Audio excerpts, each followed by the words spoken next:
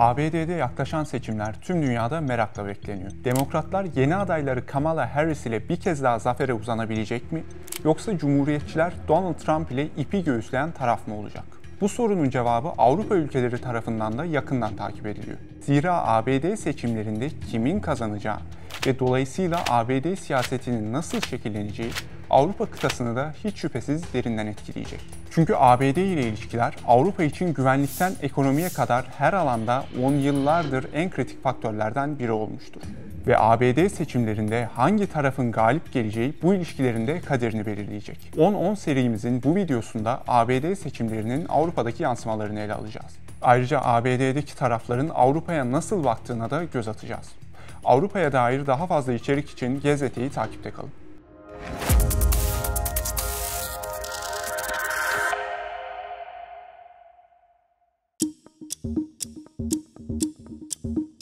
Öncelikle seçim meselesine girmeden şöyle bir büyük resme bakalım. Nedir ABD'yi Avrupa'da bu kadar önemli kılan? Neden ABD Avrupa için vazgeçilmez bir role sahip? Bunun en başında hiç şüphesiz savunma geliyor ki bu mevzu Ukrayna Savaşı'ndan sonra daha belirgin hale geldi. Avrupa kendisini örneğin Rusya'dan gelebilecek askeri tehditlere karşı savunabilmek için ABD'nin kapsamlı desteğine ihtiyaç duyuyor. ABD'nin Avrupa'ya transatlantik ilişkiler kapsamında sunduğu güvenlik garantileri bir dış politikanın ötesinde adeta bir ideoloji, bir yaşam tarzı haline geldi. Avrupa'nın ABD koruma kalkanı altında olması son derece tabii bir durum olarak değerlendiriliyor. Bu artık sanki bir fizik yasasıymış gibi kabul gören bir durum. İkinci Dünya Savaşı sonrası dünya düzeninde ABD özellikle Soğuk Savaş'ta Avrupa'yı Sovyetlere karşı bir üs olarak kullandı. Yıllar geçtikçe Avrupa ülkeleri savunma konusunda kendi ordularından çok ABD ordusuna güvenmeye başladı. Kaldı ki Soğuk Savaş'ın bitmesiyle ve Sovyetlerin yıkılmasıyla Avrupa'daki ordulara neredeyse gereksiz gözüyle bakılmaya başlandı. Çünkü artık bu ordular ne yapacaktı ki zaten? Örneğin Almanya. 10 yıllarca ülkedeki ABD üslerine ve ABD askeri varlığına güvenen Almanya kendi ordusunu ihmal etti. Çünkü Alman ordusu kendi topraklarını ve AB'yi savunmaktan çok uzak ülkelerde barış gücü görevlerinde bulunan bir ordu haline geldi. Yani farklı bir konsepte geçti. Hemen hemen her Avrupa ülkesinde benzer bir durum vardı. Tabii Rus tehdidinin her zaman farkında olan Polonya veya Baltık ülkeleri gibi devletler ordularını yine de güçlü tuttular. Zaten bu bugün de onları diğer Avrupa ülkelerinden ayıran bir özellik. Rusya'ya karşı askeri olarak daha sert tavır talep ediyorlar. Elbette Avrupa'da tüm ülkeler savunmada ABD'ye bu denli bağımlı olmaktan memnun değil. Mesela Fransa. Fransızlar daha bağımsız bir Avrupa istiyor. Ama ne olursa olsun ABD'den tamamen kopalım diyen bir yönetim bulmak hemen hemen imkansız. Yani ABD şartlar ne olursa olsun savunma ve güvenlik alanında Avrupa'nın en önemli müttefiki. Elbette ikinci önemli unsur olarak bir de ekonomi ve ticaret boyutu var. ABD ürünlerin yanı sıra hizmetleri ve yatırımları da göz önüne aldığımızda Avrupa Birliği'nin en büyük ticaret ortağı. ABD ve AB arasındaki ürün ve hizmet ticareti dünya üzerindeki ticaretin 1/3'üne tekabül ediyor. ABD'nin Avrupa'daki yatırımları milyonlarca kişinin istihdam edilmesini sağlıyor. Bu iki faktör ABD'nin Avrupa için vazgeçilmez bir konumda yer almasına yol açan en önemli unsurlar. Şu çok açık ki Trump'ın ABD seçimlerinde zafere uzanması halinde Avrupa'nın başı epey bir ağrıyacak gibi duruyor. Çünkü Trump ilk başkanlık döneminin özellikle sonlarına doğru da gösterdiği gibi ABD ile Avrupa arasındaki mevcut dengeden memnun değil.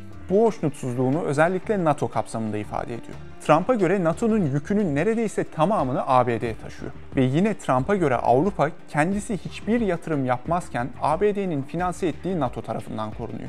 Tabii uzmanlar bu görüşü paylaşmıyor. Zira NATO'nun bir nevi herkesin para saydığı bir havuz üzerine kurulmadığını dile getiriyorlar. Ama öyle ya da böyle Trump'ın dile getirdiği ana fikir şu: sizi koruyacaksak bize para ödeyeceksiniz veya niye sizi bedavaya koruyalım? Başkanlığının son haftalarında tam da bu yüzden Almanya'daki ABD askerlerinin büyük bir kısmını ülkeden çekme kararı almıştı. Bunun için ciddi hazırlıklar da yapılmıştı. Ancak tabii ki Joe Biden'ın göreve gelmesiyle bu plan hayata geçmedi. Almanların da bu nedenle paçaları epey bir tutuşmuştu. Neyse ki korktukları olmadı. Trump'ın bu konudaki fikirleri değişmiş değil. Seçim kampanyası esnasında Ukrayna Savaşı'na atıfta bulunarak Rusya'nın para ödemeyen ülkelere canı her ne isterse yapmasına izin vereceğim dedi. Trump ayrıca koruma ilişkisinin tek taraflı olmasından şikayetçi. Ona göre Avrupa'nın değil de ABD'nin yardıma ihtiyacı olursa Avrupa yardım etmeyecek. Bu sözler Ukrayna'nın ardından Rusya'nın yeni hedefi olmayı bekleyen Avrupa ülkelerinde büyük yankı uyandırdı. Üzerimizdeki ABD koruma kalkanı artık olmayacak mı sorularına neden oldu. Transatlantik güvenlik ve savunma işbirliğinin bugün bildiğimiz hali değişime uğrayabilir. Bunun farkında olan Avrupa ülkeleri NATO'dan ziyade ABD'den daha bağımsız bir Avrupa savunmasının peşindeler. Yani Trump'ın göreve gelmesiyle savunmada kendi başının çaresine daha fazla bakmak zorunda olan bir Avrupa görebiliriz. Bu kapsamda NATO içerisindeki dengeler ve hatta NATO'nun rolü de etkilenecektir. Ne de olsa Trump zamanında NATO'dan ayrılmayı dahi ciddi düşünmüş ve zar zor vazgeçirilmiş biri. Hesaplanamaz hamleler yapan Trump, seçimi kazanması halinde bu meseleyi yeniden gündeme getirebilir. Önce Amerika diyen, ABD'yi sonsuz savaşlardan çıkarmayı vaat eden ve korumacı, izolasyonist bir politika takip eden Trump, Avrupa'yı güvenlik alanında ciddi derecede yalnızlığa sürükleyebilir. NATO'nun Ukrayna Savaşı kapsamında sık sık dile getirdiği bir şey var. O da Batı'nın ne kadar birlik ve beraberlik içinde olduğu ve Rusya'nın bundan ne kadar rahatsız olduğu. Tabii bu ne kadar doğru o da ayrı bir mesele. Ancak Trump göreve gelirse tam da az önce saydığımız sebeplerden ötürü bu sözde birlik ve beraberlik sarsılabilir. Bu da herkesten fazla Rusya'nın işine gelir. Rusya resmi açıklamalarda ABD seçimlerinde hiçbir tarafı desteklemediklerini, seçimlerle ilgilenmediklerini ifade ediyorlar. Ancak resmi açıklamalar bu yönde olsa da Rusların gönlü açık bir şekilde Trump'tan yana. Kremlin'in nabzı Rus devlet televizyonlarında atıyor diyebiliriz. Ve bu kanallarda Vladimir Putin'e yakın isimler sık sık Donald Trump'a üstü kapalı şekilde övgüler yağdırıyorlar. Ayrıca Trump'ın seçim kampanyası ekibinin söylemleri aktarılıyor. Trump ile Putin arasında zaman zaman karşılıklı övgüler de gözlerden kaçmıyor. İşin istihbarat boyutu da Trump'a desteği doğruluyor. ABD istihbaratının raporlarına göre Rusya, 2024 seçimlerini Trump'ın kazanmasını istiyor. Yine çok sayıda resmi istihbarat raporuna göre Ruslar hem 2016 hem 2020 başkanlık seçimlerine Trump'ın lehine müdahalede bulundu. Peki Rusya Trump'ı neden destekliyor? Çünkü az önce de ifade ettiğimiz gibi korumacı ve izolasyonist bir tavır takınan Trump'ın ABD'yi uluslararası sahneden veya en azından Moskova'nın ilgi alanlarından çekmesi Rusya'ya alan açacaktır. Kaldı ki zaten Amerikan devletinin önümüzdeki yıllar için asıl önceliği Çin ve Pasifik bölgesi. Mesela Ukrayna'ya bakalım. Rusya'ya göre Ukrayna Savaşı kendisi için varoluşsal bir mesele. Trump bu savaşı hızlı bir şekilde bitireceğini iddia ediyor ve sunduğu plan Ukrayna'yı tatmin etmiyor. Çünkü şu ana kadar ele geçirilen toprakların Kırım dahil Ruslarda kalmasını içeriyor. Ayrıca Trump, Rusya ile barış görüşmelerini kabul etmemesi halinde Ukrayna'ya askeri yardımı kesme tehdidinde bulunuyor. Ve Ukrayna'nın ABD askeri yardımı olmadan Rusya'ya karşı koyması çok zor. Rusya'nın işine gelen bir diğer mesele Avrupa'nın Trump döneminde muhtemelen yalnızlaşacak olması ve transatlantik işbirliğinin zarar görmesi. Bu durum olası bir savaşta Rusya'nın işini kolaylaştırır. Çünkü Trump para ödemeyen Avrupa'yı korumak için harekete geçmeyeceğini kendi ağzıyla söyledi. Bunun da ötesinde Rusya Trump'a daha konuşulabilir, daha uzlaşılabilir biri gözüyle bakıyor. Bu durumun Rusya'ya yönelik uygulanan ve Moskova üzerinde bir baskı aracı olan mevcut yaptırımlara da etkisi olacaktır. Trump'ın ABD'de ikinci kez başkan seçilmesi durumunda bunun etkisi sadece güvenlik ve savunma alanlarında değil, mutlaka ekonomide de hissedilecektir. Zira Avrupa güvenlik konusunda daha fazla sorumluluk almak zorunda kalacağı için savunma harcamaları artacaktır. Bunun da ötesinde Trump'ın agresif ticaret tutumunun Avrupa'yı ekonomik olarak zora sokması bekleniyor. Uzmanlar 2018 ve 2019 yıllarında yani Trump'ın ilk başkanlığı döneminde yaşanan ticari belirsizliklere atıfta bulunuyor. Bu belirsizlikler kendini bir kez daha gösterebilir ve Euro bölgesi ağır kayıplar yaşayabilir. Trump, Avrupa'dan ithal edilen tüm ürünlere %10 ek gümrük vergisi uygulanacağını açık bir dille ifade etti. Yatırım bankası Goldman Sachs'ın ekonomistleri kapsamlı etkilerden bahsediyorlar. Buna göre Trump'ın seçim zaferi Avrupa ekonomisine en az 150 milyar dolara mal olabilir. Bu da Avrupa'nın gayri safi yurt içi hasılasının %1'ine tekabül ediyor. Bunun yanı sıra bir diğer olumsuz etki olarak enflasyonun da yükselmesi bekleniyor. Uzmanlara göre Trump'ın başkan seçilmesi en başta Avrupa'nın lokomotifi Almanya'yı etkileyecek. Alman sanayinin diğer ülkelere göre darbelere daha açık olduğu ve bu yüzden Trump etkisini daha şiddetli şekilde hissedeceği dile getiriliyor. Alman uzmanlar da bu değerlendirmeye katılıyor. Alman Ekonomi Enstitüsü EY tarafından yayınlanan bir rapora göre Trump'ın seçimi kazanması, Alman ekonomisinin 2028 yılına kadar %1,2 küçülmesine neden olacak. İtalya ve Finlandiya gibi yüksek üretimde bulunan ülkelerin de etkileneceğinden yola çıkılıyor. Ve elbette tıpkı güvenlik alanında olduğu gibi ekonomi ve ticarette de Trump'ın şapkadan daha neler çıkaracağını kestirmek zor. Ayrıca Trump, NATO meselesinde olduğu gibi Avrupa'nın ekonomide de ABD'nin sırtından geçindiği görüşünde. Trump bu yüzden ikinci kez başkan seçilmesi halinde çok daha sert bir tavır sergileyeceğinin sinyallerini halihazırda veriyor. 2018 yılında Avrupa'dan gelen çeliğe %25, alüminyuma ise %10 gümrük vergisi uygulayarak ABD ile adeta bir ticaret savaşı başlatmıştı. İkinci defa başkan seçilirse ABD ve AB arasındaki ticarette ve AB ekonomisinde oluşan hasar çok daha ciddi bir hal alabilir. Ayrıca AB'nin Çin ile ticareti de olumsuz etkilenebilir. Çin ve ABD arasındaki ilişkiler kötüye giderse, ki Trump döneminde bunun yaşanması bekleniyor, Çin'le çalışan Avrupalı şirketler Washington'un yaptırımlarına maruz kalabilir. Elbette Avrupa, Donald Trump'ın yeniden ABD başkanı olma ihtimaline karşı elleri kolları bağlı bir şekilde oturmuyor. Özellikle güvenlik ve savunma alanında yapabileceği ve halihazırda yaptığı çok önemli bir şey var. O da daha fazla sorumluluk almak ve daha bağımsız olmak. Bunun için öncelikle Avrupa ülkeleri arasında askeri işbirliği geliştirilmeli. Çünkü her ne kadar ABD Kongresi geçirdiği bir tasarıyla bunu zorlaştırmış olsa da Trump ABD'yi bir gün gerçekten NATO'dan çıkarabilir. Çıkarmasa bile ABD'nin NATO içerisindeki rolünü değerlendirmeye alacaktır. ABD'nin NATO'dan çıkması halinde yükün tamamı Avrupa ülkelerinin omuzlarında olacak. Avrupa ülkeleri olası bir ABD'siz NATO'ya karşı değerlendirmeler yapmaya başladılar bile. AB yetkililerine göre Avrupalı diplomatlar ABD'nin bir gün gerçekten böyle bir adım atması halinde nasıl bir yol izleyeceklerine dair somut görüşmeler yapmaya başladılar. Avrupa'nın son dönemde artan askeri çabalarının bir boyutu da bu. Sadece Rus saldırısı ihtimali değil, aynı zamanda Avrupa'nın NATO'da yalnız ve Rusya ile baş başa bırakılma ihtimali. Bu durumda Avrupa, Ukrayna'ya yardım konusunda da elini taşın altına daha fazla koymak zorunda kalacak. Fransa ve Almanya gibi ülkeler ordularını güçlendirirken savunma sanayindeki üretim kapasitelerini büyük oranda artırıyorlar. Mesela Almanya yılda 200.000 obüs mermisi üretecek olan bir tesis açtı. Fransa ve Almanya'nın yanı sıra Polonya'da ordusunu ciddi bir şekilde büyütüyor. Birleşik Krallığın İşçi Partili Başbakanı Keir Starmer liderliğindeki yeni hükümeti, Almanya ve Fransa ile askeri işbirliğini tam da Trump'ın olası hamleleri nedeniyle güçlendiriyor. İlk iş olarak Almanya ile savunma işbirliği anlaşması resmen imzalandı bile. Ve tabii ki European Sky Shield, yani Avrupa Gökyüzü Kalkanı inisiyatifi. Avrupa ülkeleri kurdukları bu ittifak ile Avrupa'nın kendi hava sahasını bağımsız bir şekilde kendi başına korumasını sağlamayı hedefliyor. Bunlar gibi çok sayıda örnek var savunma alanında. Çok sayıda savunma ve güvenlik işbirliği mekanizması oluşturuluyor. Ukrayna Savaşı ve Rus tehdidi nedeniyle Avrupa'nın en çok önem verdiği ve işini sağlama almak istediği mesele de zaten tam olarak bu. Ekonomi alanında önlem almak biraz daha zor. Çünkü Avrupa olası ekonomik risklerle mücadele edebilecek bir kurumsal çerçeveye sahip değil. Ekonomideki işbirliği daha çok laçka bir durumda diyebiliriz.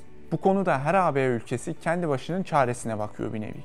AB yetkilileri ABD'deki seçimler öncesinde piyasaları sakinleştirmeye ve ABD ile işbirliğinin çok da fazla zarar görmeyeceğine dair ikna etmeye çalışıyor. Ticaret alanındaki tehditlere karşı ise başka piyasalarla ve devletlerle işbirliği ve anlaşmalar daha da derinleştirilebilir. Ayrıca AB'nin ortak pazarı güçlendirilebilir. Onun haricinde AB diplomatları Trump'ın çevresiyle ve bizzat kendisine yakın isimlerle temasa geçerek kendilerini şimdiden konumlandırmaya, ikinci Trump döneminin önünü almaya çalışıyorlar. Yani göstermelik de olsa dostane bir tavır takınarak oluşabilecek hasarı minimuma indirmeyi hedefliyorlar. Bu da Trump'a ne derece etki eder bilinmez. ABD seçimleri öncesi Joe Biden sağlık durumu nedeniyle adaylıktan çekildi. Biden artan baskılar nedeniyle yaptığı bir açıklamada geri çekildiğini duyurdu. Yerine ise Demokratların hemen hemen tamamının desteğini alan Başkan Yardımcısı Kamala Harris geçti. Artık Donald Trump'ın seçimlerdeki yeni rakibi Kamala Harris oldu. Biden'a göre çok daha genç ve enerjik olan 59 yaşındaki Harris'in adaylığı Avrupa'nın derin bir nefes almasını sağladı. Çünkü Biden'ın aday olması başkanlık koltuğunun Trump'a altın tepside sunulması demekti. Ne de olsa üst düzey demokratların bile Biden'a inancı kalmamıştı ve anketlerde bunu doğruluyordu. Ancak Harris'in aday olması demokratlara taze kan oldu ve Trump'ın karşısında artık ciddi bir rakip vardı. ABD medyasından farklı yayın kuruluşlarına konuşan AB yetkilileri Harris'in adaylığının Avrupa'da heyecana neden olduğunu belirttiler. Çünkü Harris'in Biden'ın çizgisini çok büyük oranda devam ettirmesi ve ABD ile AB arasında yakalanan harmoninin onun başkanlığında da sürmesi bekleniyor. Harris çok güçlü bir NATO taraftarı. Ayrıca Ukrayna'ya yardımların güçlü şekilde sürmesinden yana. AB yetkilileri için de en önemlisi bu zaten. Harris'ten bunu bekledikleri ve Trump'a karşı kazanma ihtimali de yüksek olduğu için adaylığından oldukça memnunlar. Ancak tabii Harris ile ilgili çekinceler de var. Avrupa'da Harris için zaman zaman görünmez ifadesi kullanılıyor. Dış politikada çok fazla bir etkisinin, tecrübesinin olmadığı belirtiliyor. Ayrıca Biden'ın aksine Avrupa ile geçmişe dayanan kuvvetli bağlarının olmadığı ifade ediliyor. Ancak bunlar çok da ağır çekinceler değil gibi. Çünkü dediğimiz gibi Avrupa Harris'ten çok da fazla bir şey beklemiyor. Biden'ın transatlantik işbirliğine önem veren çizgisini devam ettirmesi AB için yeterli olacaktır. Fakat yine de bu durumla ilgili ciddi endişeler içerisinde olan bir kesim de var. Bu kesime göre her ne olursa olsun Avrupa'nın 4 yıllık bir Trump tecrübesi var. Yani Trump'ın seçimi kazanması halinde Avrupa yeni başkanın huyunu bildiği için kendini dış politikada daha kolay konumlandırabilir. Ama Harris Avrupa için tamamen yeni bir deneyim olacak. Üstelik çok fazla dış politika tecrübesi olmadığı için 4 yıllık başkanlık dönemi içerisinde tutumunu belirlerken Avrupa belirsizliklerle karşı karşıya kalabilir. Öte yandan Harris'in dış politikada var olan deneyimlerinin Avrupa'dan çok Pasifik bölgesiyle ilgili olduğu vurgulanıyor. Bu da ABD dış politikasında Avrupa'nın yine geri plana itilmesine yol açabilir. Yani olası bir Trump başkanlığında olabileceği kadar olmasa da AB yine gözden düşebilir. Avrupa'nın umudu Harris'in Biden'ın çizgisini sürdürmesi. Bunu yaptığı sürece mesele yok. Ama Harris kendine özgü bir dış politika hedefiyle bir şeyleri farklı yapmaya kalkarsa o zaman Avrupa'da kendini yeniden konumlandırmak zorunda kalabilir. Başkanlara baktık. Şimdi bir de başkan yardımcısı adaylarının Avrupa ile ilgili görüşlerine göz atalım. Ne de olsa başkan yardımcılarının da ABD yönetiminde önemli bir yeri var. Donald Trump başkan yardımcısı adayı olarak kendisinden bile daha radikal olarak tanımlanan J.D. Vance'i seçti. Trump'ın başkan olması ihtimali nedeniyle zaten endişeli olan Avrupa'nın endişeleri katlanarak arttı diyebiliriz. Vance tıpkı Trump gibi Avrupa'nın NATO'da ABD'den faydalandığı görüşünde. Avrupa'ya askeri desteğin kesilmesini gündeme getiriyor. Çünkü o, Trump'ın önce Amerika doktrininin en ateşli destekçilerinden biri. Aynı şekilde ABD'nin Ukrayna'ya askeri yardımlarını en sert eleştiren isimler arasında yer alıyor. Ki bu yardımların kesilmesi de tabii ki Avrupa'nın en büyük korkuları arasında. Vance sadece eleştirmekte kalmıyor. Kongrede Ukrayna'ya yardımları bloke edenlere en sıkı desteği sağlıyor. Ayrıca Münih Güvenlik Konferansı'nda katıldığı bir panelde Vladimir Putin'in Avrupa için tehdit olmadığını, ABD'nin ise Avrupa'dan uzaklaşıp dış politikada Asya'ya odaklanacağını belirtti. Trump'ın planladığı Çin karşıtı sert politikanın Vance tarafından daha da körüklenmesi ve böylece Avrupa'nın Çin'le ilişkilerinde iyice köşeye sıkışması bekleniyor. Trump'ın başkan yardımcısı adayı, Brüksel ve Berlin kıtanın geri kalanına liberal emperyalist fikirler empoze ediyor dedi. Yine Almanya için Berlin'in enerji ve savunma politikası nedeniyle aptal ifadesini kullanmıştı. Özetle Vance, Avrupa'ya yönelik Rus tehdidini ciddiye almıyor, Avrupa'nın kendi başının çaresine bakmasını, ABD'nin ise odağını Asya'ya kaydırmasını destekliyor. Ayrıca Avrupa içerisindeki liberal değerlere karşın Macaristan Başbakanı Viktor Orban gibi isimlerin desteklenmesini istiyor. Yani Avrupa'nın başını ağrıtacak ne kadar şey varsa Vance onu temsil ediyor. J.D. Vance'in aksine Kamala Harris'in başkan yardımcısı adayı Tim Walz Avrupa'da pek tanınan bir isim değil. Ancak Avrupa kesin bir şekilde Vance'in yerine Walz'ı tercih edecektir. Minnesota valisi Walz'ın geçmişteki icraatleri Avrupa Birliği siyasetine uyumlu bir isim olduğunu gösteriyor. Walz dış politikada korumacı ve izolasyonist bir tutuma karşı çıkıyor. Son olarak dünyanın geri kalanının ABD'ye ihtiyacı var demişti. Yani o da dış politikada Joe Biden, Kamala Harris yönetiminin çizgisini destekleyecek ve devam ettirecektir. Aynı şekilde Walz, Ukrayna ve Devlet Başkanı Zelenski'nin de destekçilerinden. İklim değişikliğiyle mücadele Avrupa'nın en önemli gündem maddelerinden ve Walz bu noktada da Avrupa ile aynı çizgide. Minnesota eyaleti için AB'nin hedeflerine çok benzer iklim hedefleri oluşturan Walz, aynı zamanda eyaletteki elektrikli araç sayısını ve yenilenebilir enerji kullanımını büyük oranda artırmak istiyor. Walz, serbest ticareti desteklemekle birlikte serbest ticaret anlaşmalarına temkinli yaklaşıyor. Çünkü ABD'li çalışanların yeteri kadar korunmadığını düşünüyor. Ama her ne olursa olsun AB ülkeleriyle yoğun ticaretten yana. Yani tıpkı Harris gibi Walz da ABD-Avrupa ilişkilerindeki mevcut dengenin büyük oranda sürmesini sağlayacaktır. Avrupa'nın ikinci bir Trump dönemiyle ilgili en büyük çekincelerinden biri de ne biliyor musunuz? Trump'ın etrafında ilk dönemine göre çok daha radikal insanların olma ihtimali veya onu dizginleyecek kimsenin olmaması. Trump, 6 Ocak Kongre baskını olaylarının ardından Başkan Yardımcısı Mike Pence ile ters düşmüştü. Bu kez mutlak bir şekilde arkasında duracak J.D. Vance var. Peki Dışişleri Bakanlığı'nda?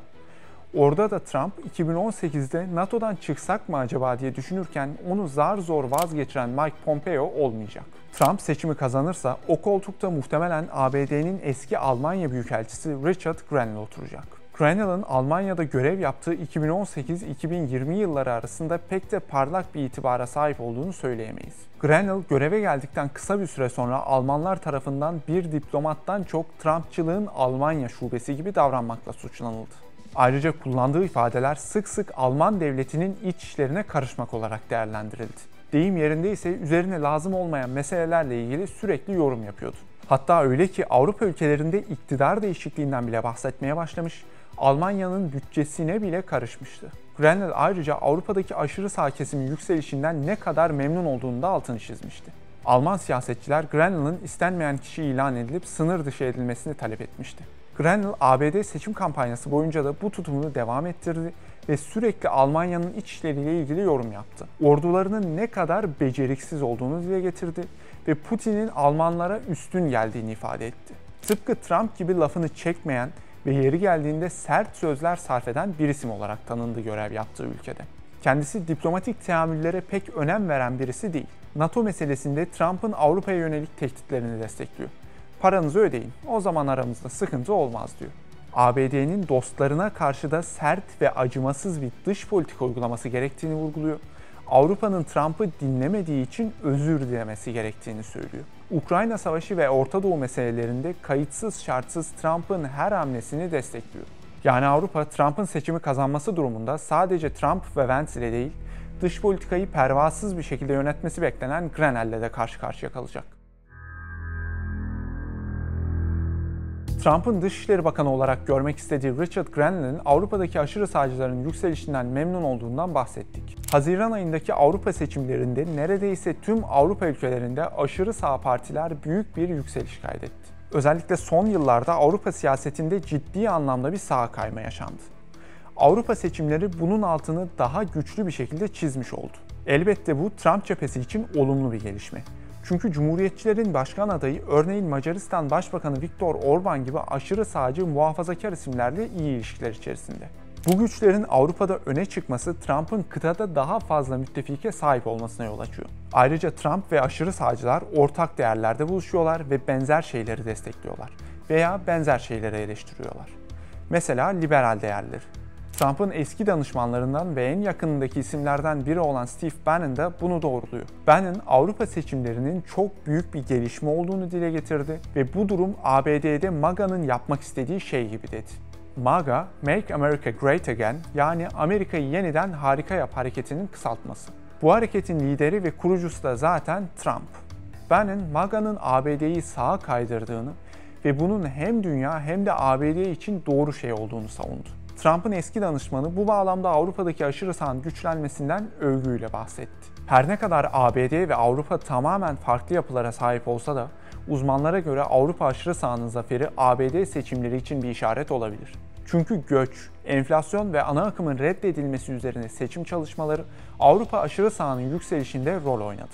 Trump da tam olarak bu konulara parmak basıyor ve bu yüzden destekçileri bu stratejinin işe yaradığını görmekten oldukça memnun. Ayrıca Avrupalı aşırı sağcılar da Atlantik'in diğer kıyısında kendileriyle aynı fikirleri benimseyen bir liderin bulunmasını istiyor. ABD'deki başkanlık seçimleri Avrupa'yı da yakından ilgilendiriyor. ABD'deki seçimleri kimin kazanacağı, ABD ile AB arasındaki mevcut dengenin sürüp sürmeyeceğini de belirleyecek. Seçimleri Kamala Harris kazanırsa Avrupa için olası ufak değişiklikler haricinde çok da fazla endişeye mahal yok. Fakat Donald Trump'ın galip gelmesi halinde ABD-AB ilişkilerinde köklü değişiklikler yaşanabilir. Ve bu değişikliklerin kendine en çok güvenlik ve savunma alanında hissettirmesi bekleniyor. Avrupa NATO içerisinde yalnız ve Rusya ile baş başa kalabilir. Avrupa, ABD olmadan kendi savunma stratejisini geliştirmek, ordularını güçlendirmek ve en önemlisi daha bağımsız olmak zorunda kalacak. Trump'ın seçimi kazanması ticarette ise bir kez daha ABD ile Avrupa arasında sürtüşmelerin yaşanacağı bir dönemin habercisi olacak. Ayrıca ABD'deki tarafların Avrupa'ya nasıl baktığına da göz atacağız. Avrupa'ya dair daha fazla içerik için Gezete'yi takipte kalın.